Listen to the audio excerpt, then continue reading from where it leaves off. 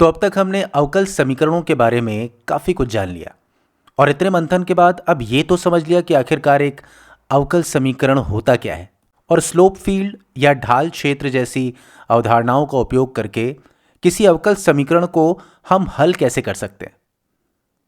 अब हम ये देखने की कोशिश करेंगे कि क्या इस ज्ञान के आधार पर हम किसी भी अवकल समीकरण को हल कर पा रहे हैं या नहीं।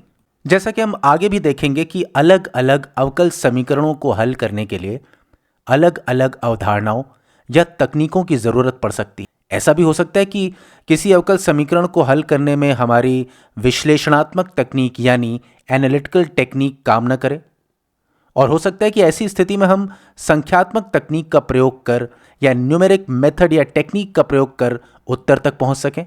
तो आइए हम अवकल समीकरण के सबसे आसान रूप यानी पृथक्करणीय अवकल समीकरण यानी सेपरेबल डिफरेंशियल इक्वेशन को हल करने की कोशिश करते हैं और सबसे पहले ये जानेंगे कि इसे पृथक्करणीय या सेपरेबल अवकल समीकरण या डिफरेंशियल इक्वेशन आखिर कहते क्यों हैं।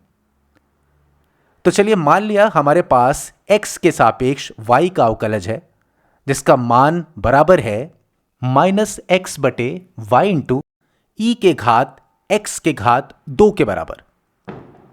तो हमारे पास ये अवकल समीकरण है जिसका हमें वह विशिष्ट हल ढूंढना है जो 0, 1 से होकर जाता हो। अब आपको लग रहा होगा कि इसका हल कैसे निकालें, तो यहां पर मैं आपको एक संकेत देता हूं।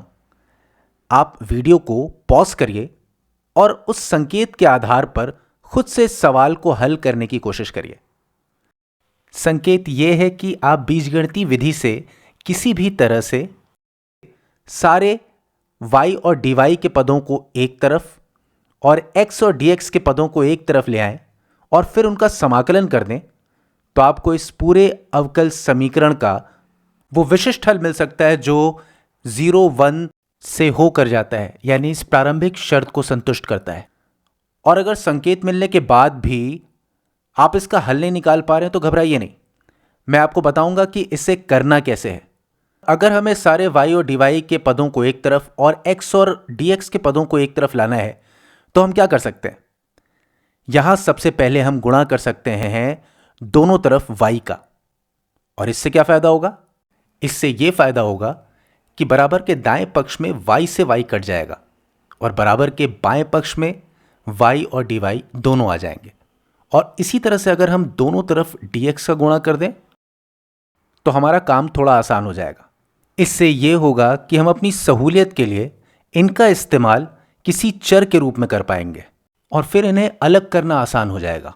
तो dx का दोनों तरफ गुणा करने पर क्या हुआ, यहां पर इस dx से यह कट गया और अब हमारे पास क्या बचा, हमारे पास बचा है y इंटू डी वाई बराबर -x गुणे ई के घात -x के घात 2 dx। अब ये सरल होके जो इस रूप में आ गया है ना, यह हमारे लिए बड़े काम का है क्योंकि हम दोनों तरफ समाकलन कर सकते हैं। और विशेष तौर पर इस रूप में आने से हमें यह भी पता चल गया कि इसे पृथक्करणीय या सेपरेबल डिफरेंशियल इक्वेशन या पृथक्करणीय अवकल समीकरण क्यों कहते हैं। आप ये तरीका हर अवकल समीकरण में नहीं अपना सकते। आप हर अवकल समीकरण में बीजगणितीय विधि से y और dy के पदों को एक तरफ और x और dx के पदों को एक तरफ नहीं कर सकते, लेकिन यहां इस समीकरण में हम ऐसा कर सके और इसलिए इस रूप में दिखने वाले समीकरण को हम पृथक्करणीय अवकल समीकरण कहते हैं। दरअसल ये पृथक्करणीय अवकल समीकरण या सेपरेबल डिफरेंशियल इक्वेशन की तकनीक बड़े काम की है। तो जब भी हमें कोई अवकल समीकरण दिखे तो हम सबसे पहले ये देख सकते हैं कि उसमें y और dy के पदों को एक तरफ और x और dx के पदों को एक तरफ रखा जा सकता है या नहीं। अब जबकि पृथक्करणीय अवकल समीकरण की अवधारणा यहां पर लागू हो रही है तो हम क्या करेंगे, अब हम दोनों पक्षों का समाकलन निकालेंगे। जब हम बाएं पक्ष का y के सापेक्ष समाकलन करेंगे तो क्या आएगा, y के घात 2/2 और हमेशा की तरह यहां c जुड़ जाएगा कांस्टेंट या स्थिरांक के रूप में। मान लीजिए यहां पर स्थिरांक या कांस्टेंट c1 है और इसी तरह से जब हम बराबर के दाएं पक्ष का समाकलन करते हैं तो कितना मान आएगा, इसका मान निकालने के लिए हम x के सापेक्ष इसका समाकलन करेंगे। अब इसका समाकलन करने के लिए हम u प्रतिस्थापन नियम का भी प्रयोग कर सकते हैं। आपको लग रहा होगा कि हमने ये कैसे पहचाना कि यहां पर u प्रतिस्थापन का प्रयोग हो सकता है। आप अगर गौर से देखें तो यहां पर इस पूरे व्यंजक में थोड़ा बहुत हेर फेर कर हम इसे उस रूप में ला सकते हैं जहां व्यंजक का एक भाग दूसरे भाग के अवकलज के रूप में दिखने लगे। जैसे यहां पर इस माइनस x के घात 2 का यदि अवकलज निकालें तो इसका मान क्या आएगा, -2x। तो ऐसे में अगर इस पूरे व्यंजक को u प्रतिस्थापन के लिए उपयुक्त रूप में बदलना चाहें तो यहां माइनस के आगे 2 लगाना होगा, और फिर अगर समाकलन के चिन्ह के बाहर हम 1/2 लगा दें तो ऐसे में क्या होगा, इस पूरे व्यंजक का मान तो वही रहेगा, लेकिन अब यह व्यंजक इस रूप में आ गया है कि हम आसानी से u प्रतिस्थापन का यहां पर प्रयोग कर सकेंगे। तो u प्रतिस्थापन का प्रयोग करते हुए अब अगर हम यहां पर u बराबर -x के घात 2 मान लें तो हमारा काम बन जाएगा, और u प्रतिस्थापन लगाने के बाद इस पूरे व्यंजक का समाकलन निकालने पर उसका मान आएगा 1/2 गुणे e के घात ऋण x के घात 2 प्लस C2 के रूप में एक दूसरा कांस्टेंट या स्थिरांक। अब अगर आपको यह भाग अभी भी थोड़ा कठिन लग रहा है तो आइए इसे एक बार दोबारा देखते हैं।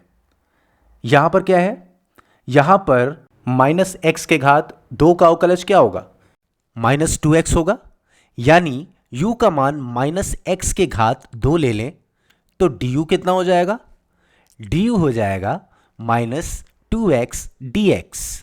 अब क्या हो रहा है, हमारे पास यहां व्यंजक में एक भाग दूसरे के अवकलज के रूप में दिख रहा है, तो हम यहां पर इस भाग यानी -x के घात 2 जिसे हमने u माना है के सापेक्ष यानी u के सापेक्ष समाकलन कर सकते हैं, और इसका मान क्या हो जाएगा, समाकलन करने पर मान आएगा 1/2 e के घात -x के घात 2 प्लस C2। उम्मीद है अब आपको यह समझ में आ गया होगा कि मैंने यहां पर u प्रतिस्थापन का प्रयोग कैसे किया और यह परिणाम कैसे आया।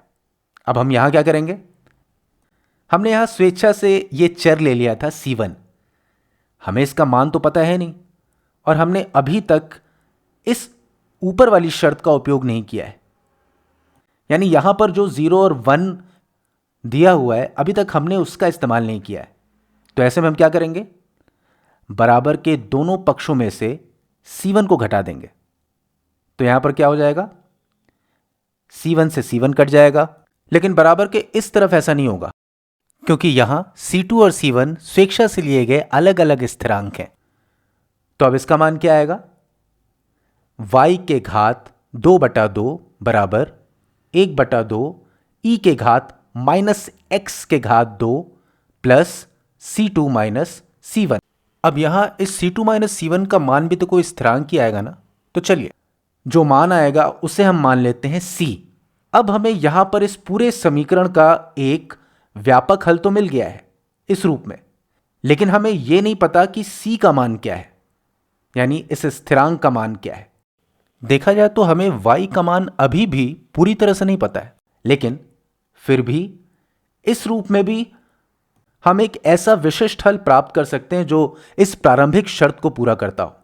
पहले तो मैं क्या करता हूं ना कि इस 0 1 वाले मान को इस पूरे समीकरण से अलग कर देता हूं ताकि समझने में दिक्कत न हो कि हमें एक ऐसा विशिष्ट हल ढूंढना है जो इसे संतुष्ट करता हो, यानी हमें वो विशिष्ट हल ढूंढना है जहां पर अगर x का मान 0 हो तो y का मान 1 होना चाहिए। तो यहां पर अभी हम इन प्रारंभिक मानों को इस समीकरण में रखें तो क्या आएगा, यानी y² में y का मान 1 रखें तो क्या आएगा, 1/2 बराबर 1/2 e के घात -x के घात 2। x का मान अगर यहां पर 0 रखें तो e के घात 0 कितना हो जाएगा, e के घात 0 हो जाएगा 1, और फिर 1 में 1/2 का गुणा करेंगे तो क्या आएगा 1/2 और प्लस c। अब इसे भी सरल कर देंगे तो क्या आएगा, c बराबर 0। तो अब इस प्रारंभिक शर्त को संतुष्ट करने के लिए y और x में क्या संबंध होगा, यह हम कैसे निकालेंगे। इसके लिए हम c का मान 0 या 0 यहां पर इस समीकरण में रख देंगे। और ऐसा करने पर क्या मान आएगा? हमारा मान आएगा y के घात 2/2 बराबर e के घात माइनस x के घात 2/2, यानी वाई स्क्वायर बराबर e के घात माइनस x के घात 2। अब अगर हम इन दोनों पक्षों का वर्गमूल ले लें तो क्या आएगा? हमारे पास आ जाएगा y बराबर plus minus under root e के घात माइनस x के घात 2। लेकिन अगर इस प्रश्न की प्रारंभिक शर्त को देखें तो यहां पर क्या दिया है? यहां पर y का मान 1 दिया है। 0x हो गया और y हो गया 1, यानी y का मान यहां पर धनात्मक यानी पॉजिटिव ही होगा। अगर यहां पर 0 और -1 होता तो यहां पर y का मान ऋणात्मक भी हो सकता था, लेकिन यह स्पष्ट रूप से दिया हुआ है कि प्रारंभिक शर्त में कि y का मान धनात्मक या पॉजिटिव ही होगा, इसलिए हम यहां से माइनस के चिन्ह को हटा देंगे। तो ये गया माइनस का चिन्ह, और ऐसे में y का मान क्या हो जाएगा? y का मान हो जाएगा e के घात माइनस x के घात 2 की घात 1/2। और अगर इसको भी सरल करेंगे तो इसका मान कितना आ जाएगा? इसका मान आ जाएगा e के घात ऋण x के घात 2/2। और इस तरह से इस पूरे समीकरण का वो विशिष्ट हल मिल जाता है जो इस प्रारंभिक शर्त को संतुष्ट करता है, यानी वो विशिष्ट हल जो 0 और 1 से होकर जाता है। और ये मान क्या है? e के घात ऋण x के घात 2/2। तो अंतिम रूप से कुल मिलाकर ये पूरा समीकरण इस रूप में बनाया ही गया था कि यहां पर हम इसे सेपरेबल डिफरेंशियल इक्वेशन यानी पृथक्करणीय अवकल समीकरण की तकनीक का इस्तेमाल कर सकें और इसका हल निकाल सकें। साथ ही y और dy के पदों को तथा x और dx के पदों को अलग कर सकें और फिर समाकलन के माध्यम से वो हल निकाल सकें जो इस प्रारंभिक शर्त को संतुष्ट करता हो।